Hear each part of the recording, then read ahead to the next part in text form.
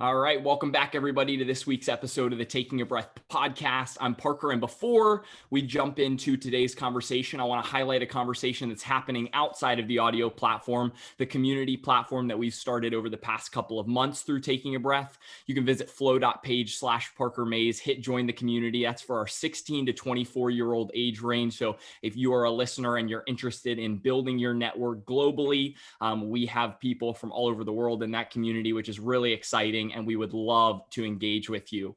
Speaking of engaging and building community and networking, I have someone on today who is absolutely incredible with not only building your network, but specifically is an expert on all things mentoring, and he is actually the director at Journeymen Triangle, which is a mentoring and leadership development nonprofit for adolescent males ages 12 to 18. It's based actually right here in the Raleigh area. We call it the Triangle for those that aren't local. And he's really passionate about, through this, supporting boys through group mentoring circles, one-on-one mentoring, and weekend adventure programs. Jordan is someone that I've gotten the chance to connect with through mutual friends. And so, Jordan, just really excited to have you. And so I would love for you to introduce yourself to the listeners as well. Yeah, great to be here, Parker. Thanks for that intro. Yeah, I definitely consider myself a social butterfly. Part of what, I'll give you two versions of my kind of self-introduction. There's the more formal one, which is like born and raised in Raleigh, North Carolina, kind of grew up in Garner. I went to Wake Tech Community College. I went to NC State. I studied entrepreneurship there, really focusing in on this social entrepreneurship lens. How do we use business as a force for good? Exploring, can we make profits and can we serve a purpose at the same time? I'm about 25 years old, and then I think, and I run Journeyman as you stated, and then I think for the more kind of the way I like to answer that question when people ask me maybe at a networking event, they say, "What do you do?" Well, I'm a human being. I'm not a human doing. So I answer in this way of like, I believe in a world where people are connected deeply with themselves and each other and the world around them and the earth. And so the way I kind of manifest that, the way I kind of help accomplish that vision or that mission right now is through Journeyman. So we get to work in training mentors, in connecting kind of group mentoring circles where youth can experience male role models, positive male role models. And amid that, I do a lot of other projects. I'm engaged in kind of many other things. Definitely have the jack of all trades thing going on.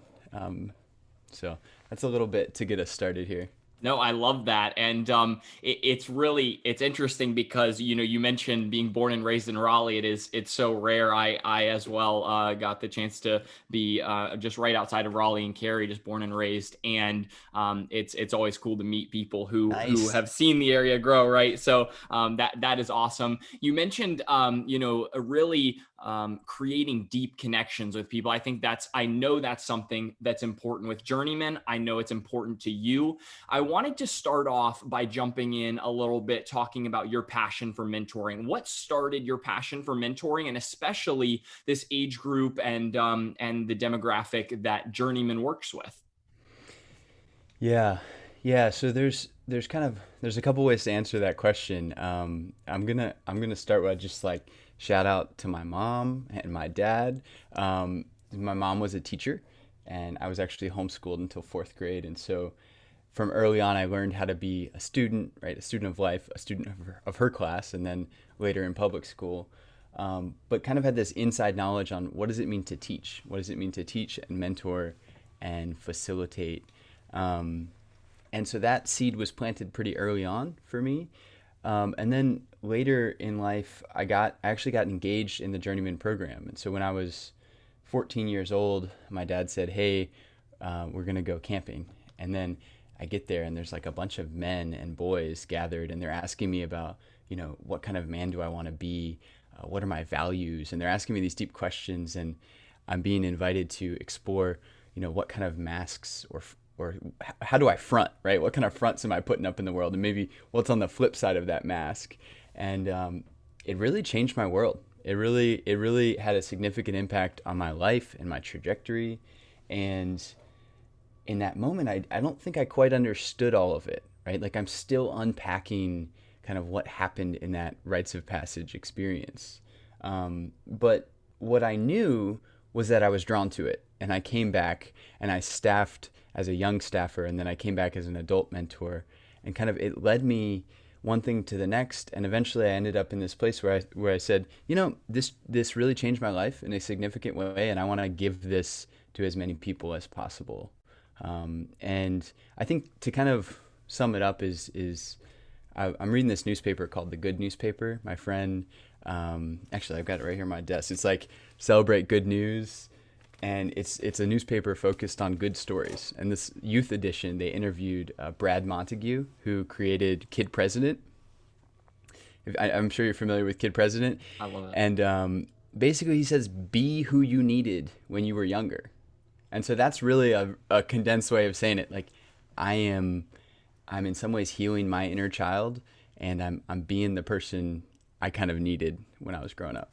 Wow, that is incredible. And that I think really speaks to a lot of what I've tried to do with content creation and everything. I've mentioned that exact same thing of, hey, in high school, I wish I had this type of like place to get connected or this type of resource.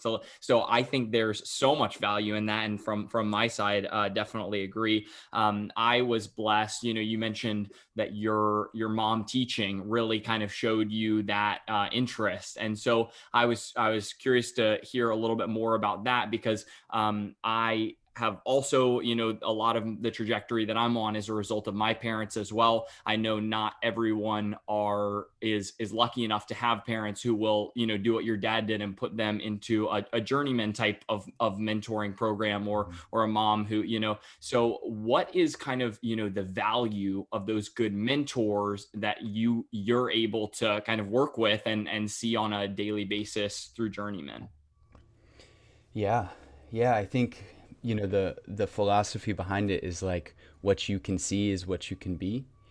Oh, And wow. ultimately, like we need examples of people so that we can have heroes, or we can have people we admire. We can see qualities in someone else and say, one thing we say in Journeyman is like, if you spot it, you got it. So if you see it in someone else, there's a part of that lives in you.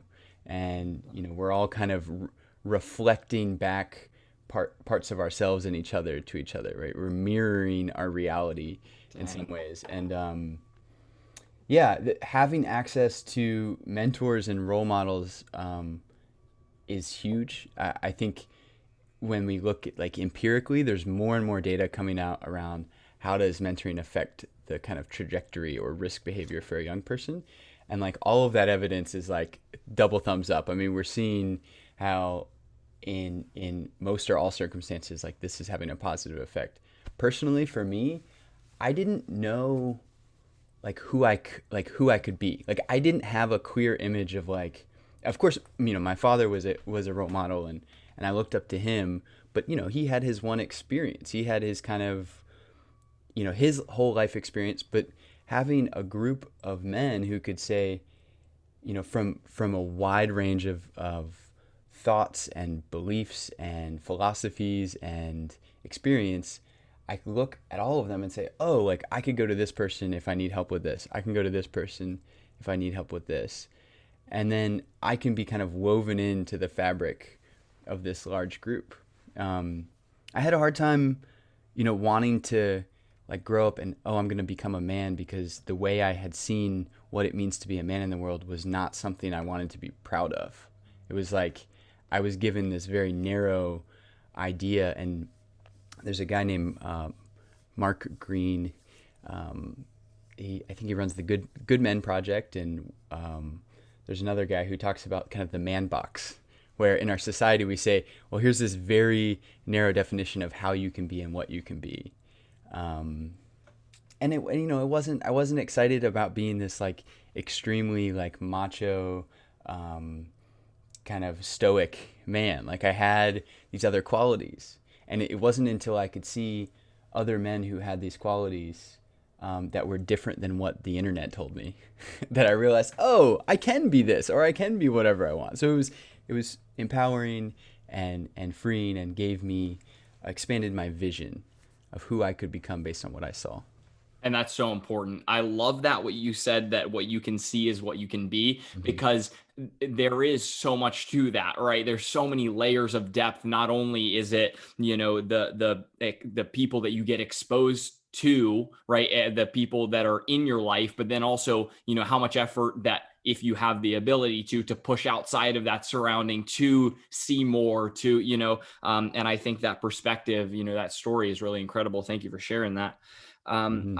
I'm interested in terms of values. I know that values is something that you talk a lot about, and I know that for you, you mentioned just now that Journeymen kind of started to bring out that, what are the values? What is most important to me? For you now through Journeymen, what are some of the values that you're really investing in, the kids that you're working with?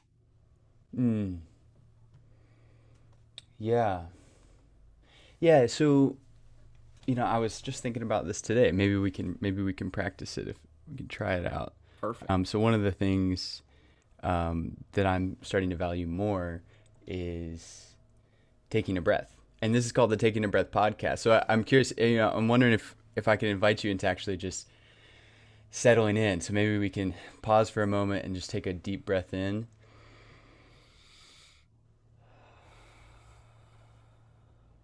And I think I could do a couple more of those, but I know we have Yeah. limited time. I think one of the things I value is really doing that in my life, right? Like taking a pause and be like, wait a minute.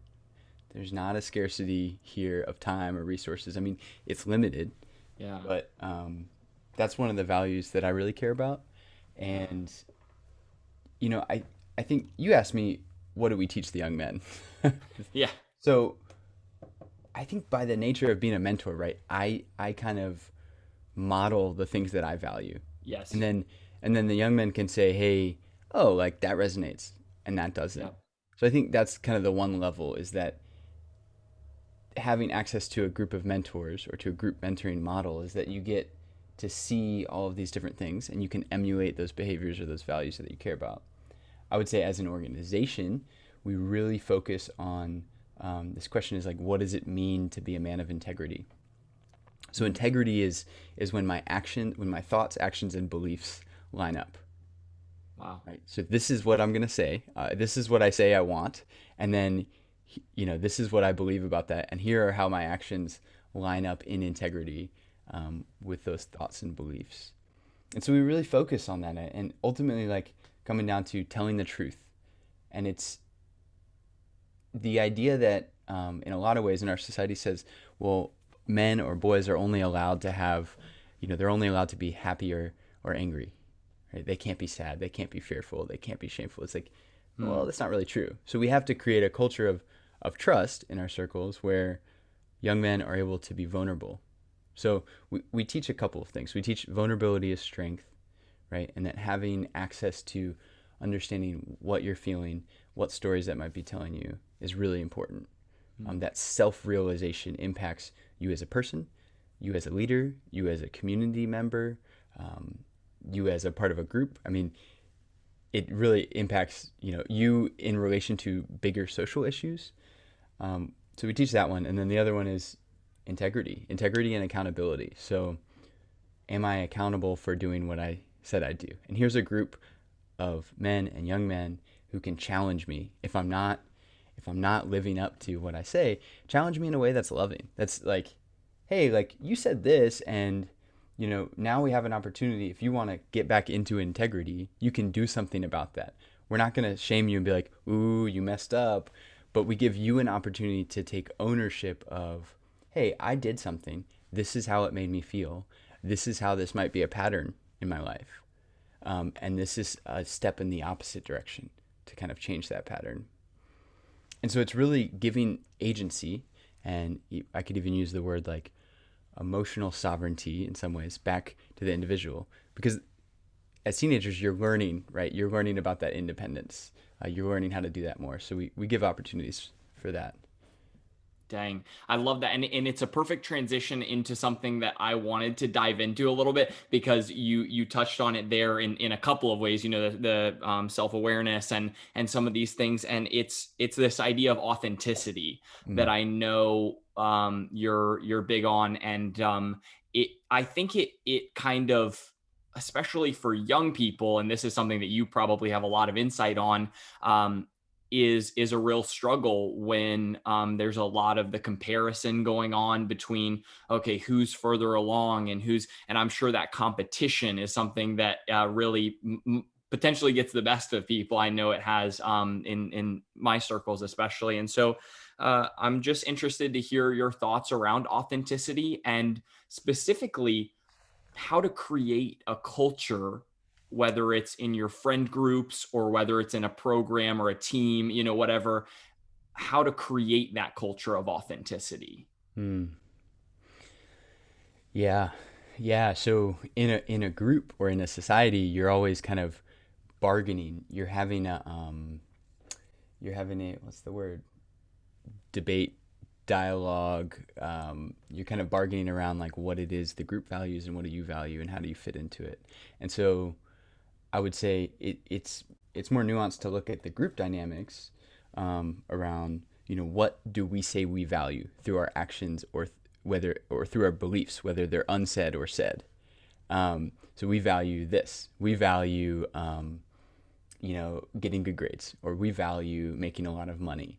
So in your friend group, you contribute to saying, what do I value, or what do we value, and what do we not value? And when that comes down to the individual level, I think the concept of like a mask really comes in handy. Actually, I have one right here. So this idea of, and I actually created this on my first weekend when I was 14 with Journeymen.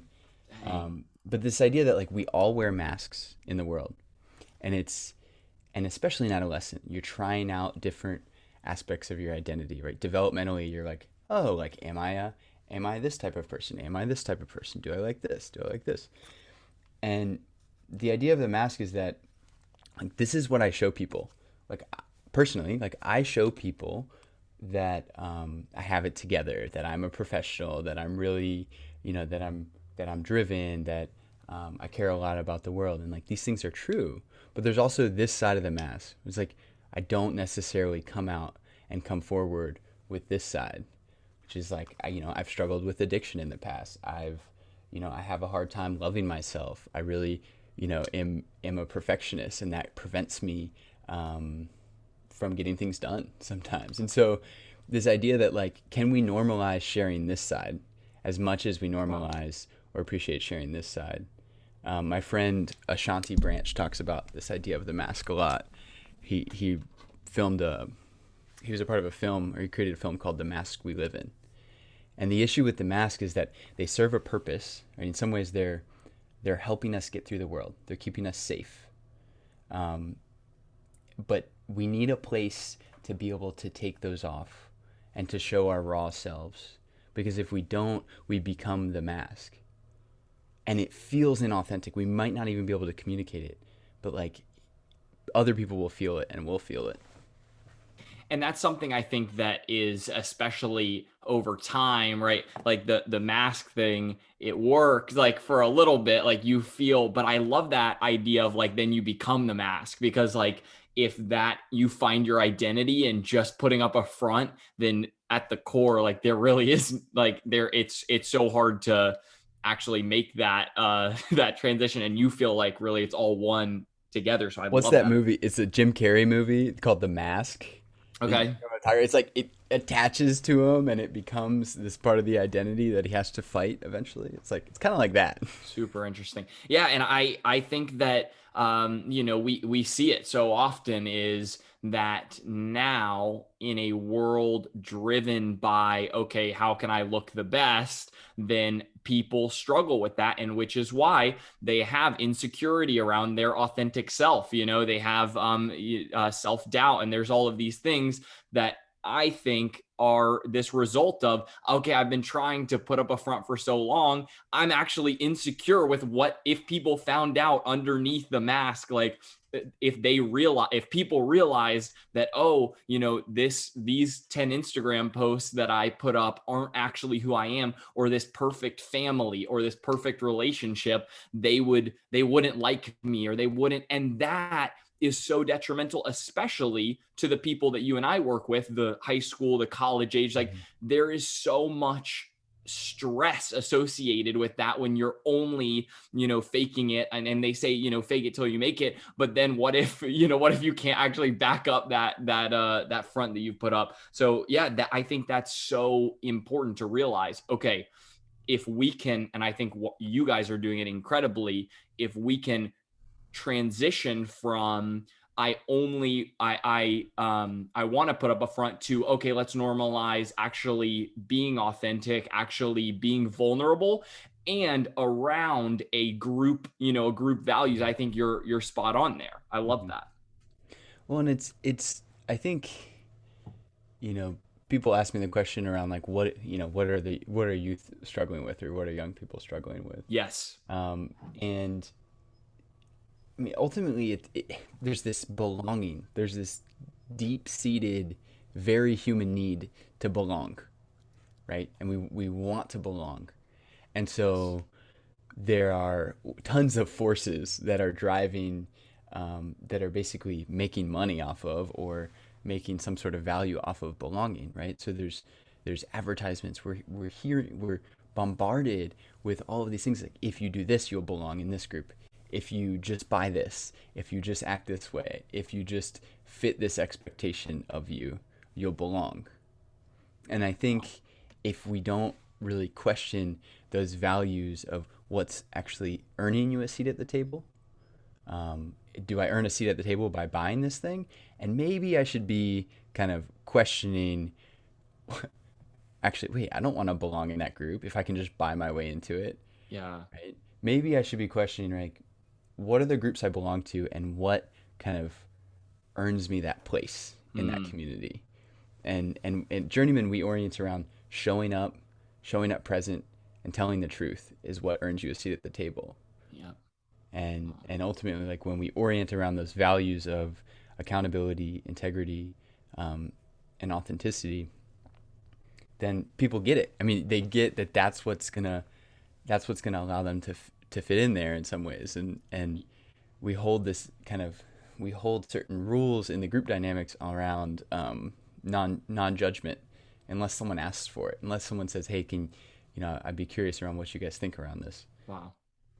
We don't give advice unsolicited, and we don't judge people unless they invite kind of critical thought or judgment. So that's so important. So for you, you just mentioned it, advice, and this is something that I've been working on. What for you is a way that you can either ask for advice in, how do you approach that? And then also giving advice, because I know that's something that I'm sure as a mentor and mentee, I know that you have a number of mentors yourself, and then also you mentor. I'm sure that I don't know if advice is the right word, but curious around that. yeah, advice is interesting. I think to me, as a facilitator, is I'd rather work with questions. I actually think questions are more powerful than statements. Yeah. And when we can ask a question to then help that person arrive at some sort of understanding or wisdom within themselves, that's the teaching the man to fish, right? That's teaching someone to fish versus giving them fish. It's how do we create an environment in which they can solve their own problems in some ways. And the mentors in our group, we often sit back. We kind of hold the container, we hold the space, and the young men kind of help each other out, and they kind of work through it. And we can ask questions like, well, what do you think's driving that? What's going on there? And so not that advice is devoid. I think when we invite advice in the group dynamic, we typically, you can't just jump in and say, hey, this is what you should do. Yep. You have to say, hey, is it okay if I offer something to you, or if I offer you some advice? Because oftentimes we just want to share something and then just share it and not have anything. Like, sometimes I'm just feeling sad and I don't know why, and I don't need any advice, and I don't need Yeah. someone to tell me I should feel happy. I just need to feel it and be seen. And so this idea of like when you're giving and receiving advice, being really clear that it is solicited, that it is that both parties want it, and then talk about it from your subjective experience. Like, this is my story. I'm not gonna. I don't live in your shoes. I might be close, but here's what I would do, or here's how I would think about it, or this is what I would look at. I would turn over this rock and see what's over there. Yeah. Um, yeah, and we do this thing called kind of like a council or like a king's court, where someone can bring up an issue and then people can ask questions and give advice, maybe share if they've been through something similar. I love that. And I think, yeah, that context is so important. Not only, the asking questions to just get clarity on situation. I think that's really valuable. But I agree with you that, yeah, the allowing people to come to their own conclusions, or especially the kind of listen and be heard point that you mentioned, where Mhm. if someone comes needing to be heard, knowing the difference between, hey, I just want to share, versus, hey, I actually would like you to say anything, Mhm. and that was another question that I had for you about approaching young people that may be struggling with something. So you alluded to it there, you started to get into it, but Mhm. especially a lot of the people that I find, whether it's depression or mental health struggles, or especially right now, I hear a lot that young people are feeling isolated. Mhm. How do you approach that when when someone approaches you about that? And how do you know if they're looking for, hey, here's some things, versus just, I need someone to hear me? Mhm. Yeah. Yeah, that's a really good question. I don't claim to know the answer to it, but Sure.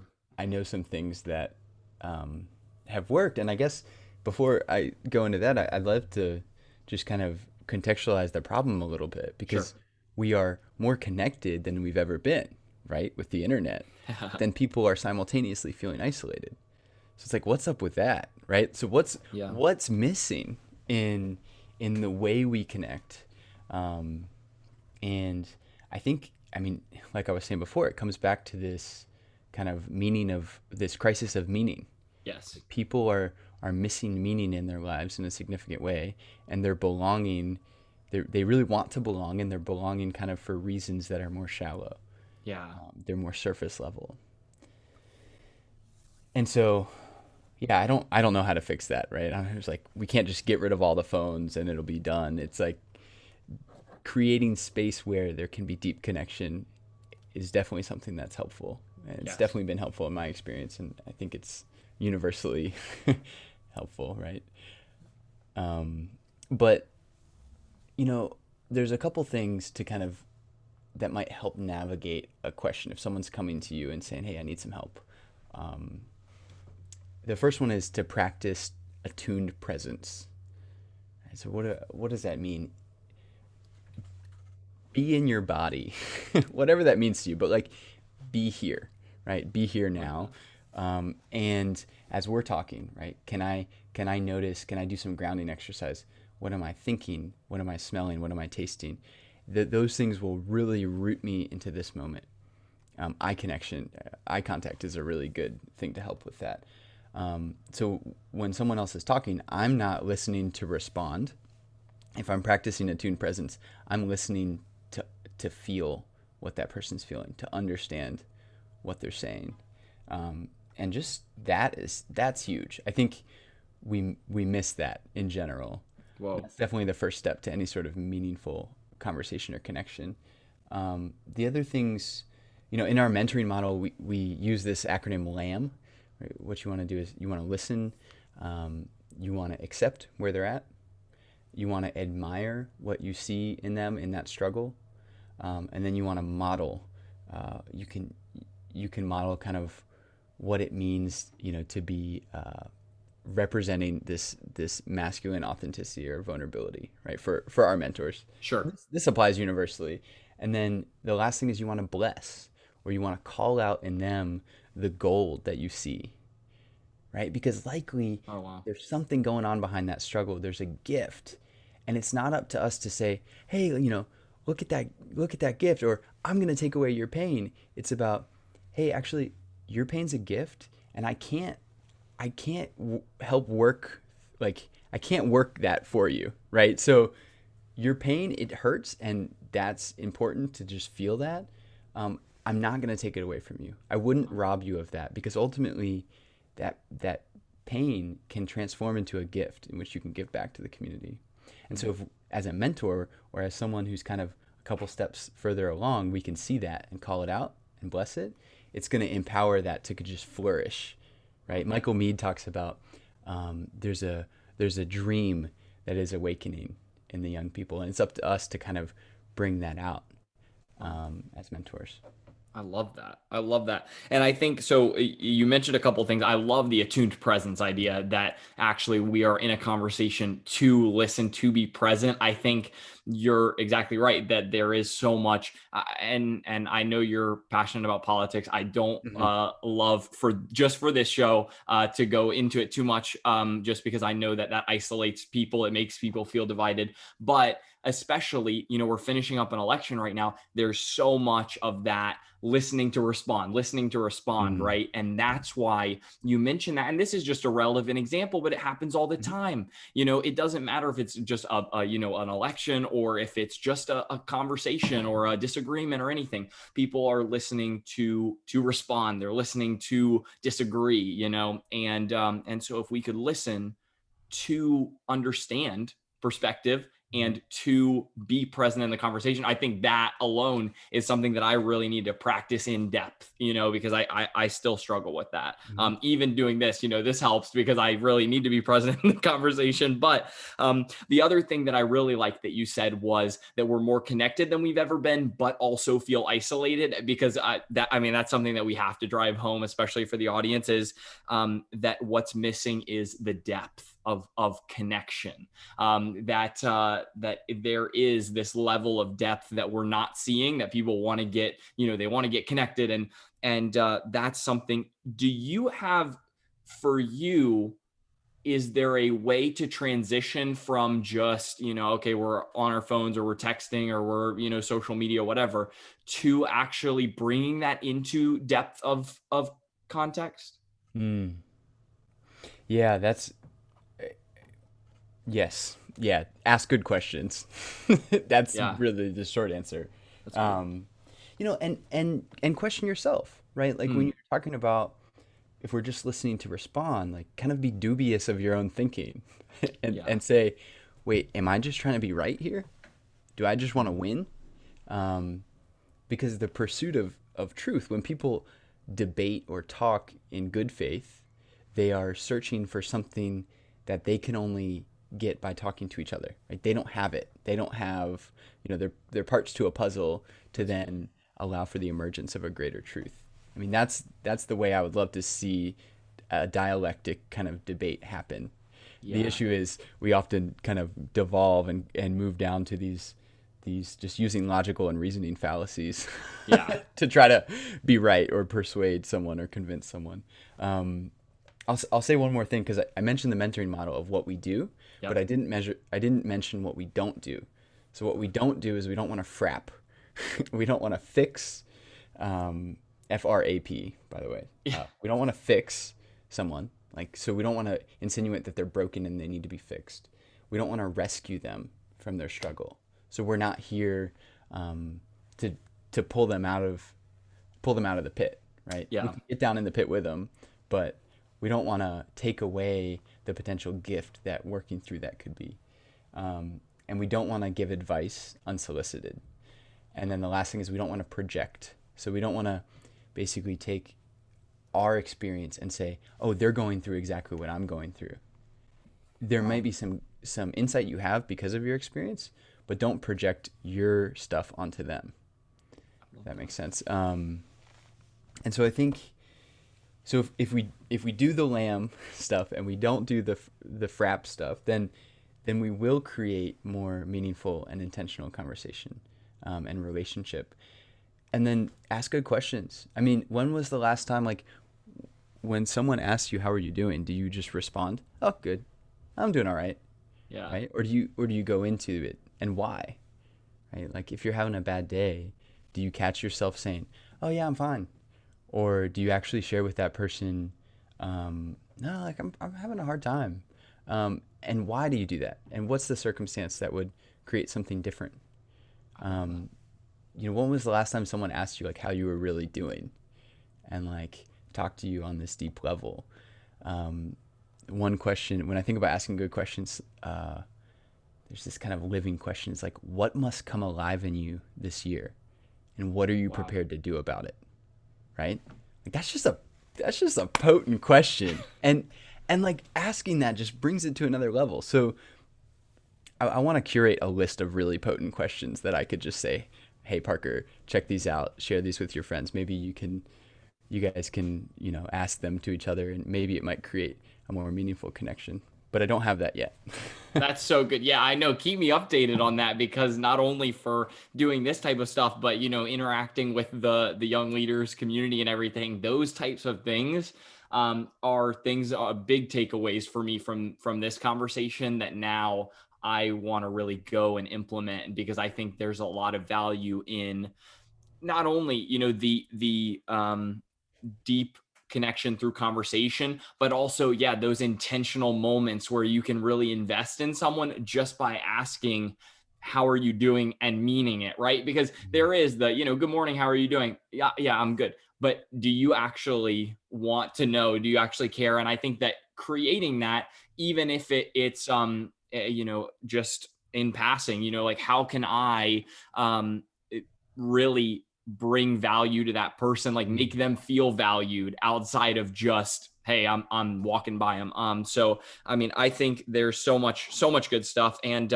for anyone listening as well, highly recommend, if you're someone who's either wanting to be a mentor or wanting to get better at mentoring, go back and check out the lamb and the frap stuff, because I think that around conversation, right, is really interesting, and is something that I'm going to go through. I did not know about it beforehand, but I'm going to go through and spend some time really developing, like, okay, pinpointing where do I need to work on things, and then really implementing. Those are the things that I always emphasize, like at the end of episodes, how can we pinpoint one or two things that are really meaningful and then implement them, because I think that I can listen to conversations all day long. I can listen to podcasts all day long, but if I can't then actually apply it, then it's just meaningless in one ear and out the other. So highly encourage that for the audience today. And Jordan, I really appreciate you being on.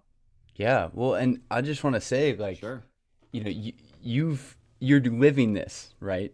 Appreciate So like what you're doing with this podcast, listening back to a couple of different episodes that you've done, is like you're asking questions and you're talking to people, and you're kind of approaching life with this belief that, well, everyone has something to teach me. Yeah. And then saying at the same time, well, I'm going to record it, and maybe other people can benefit from it as well. So it's been cool to watch your journey of talking to people and learning, and then like incorporating these things, and it's growing, it's building. So it's been cool to see that, and I think I'm on a similar journey. Like I'm always trying to be, the dumbest person in the room. Yeah. I'm not calling you. I'm just saying, like, No, what I love that. be the youngest person in the room, and then be around really smart people. That's Yeah. been my strategy, and it served me well. That's amazing. I love that. And to the point that we were talking about a little bit earlier, which was, how can we deepen these connections, right? Jordan mentioned it, like, okay, have these good conversations. And with taking a breath, we want you and your friends and the people that to be able to, especially right now, virtually, go deeper with other young people who are interested. So I know I plugged it at the beginning of the episode, but because we had this conversation, I think that like you joining the conversation and being a part of this is so important. So if you're listening and interested, definitely check that out through the link in the Instagram bio at Taking a Breath Podcast. So just want to continue that conversation, continue the growth together. Jordan, and I really appreciate just everything that you shared today, and looking forward to continuing to follow your journey and learn from you. Yeah. Yeah. Really grateful to be here and have this conversation. Thanks for doing this and having me on. For sure. Awesome. Well, thanks everybody for listening, and we'll see you again next week.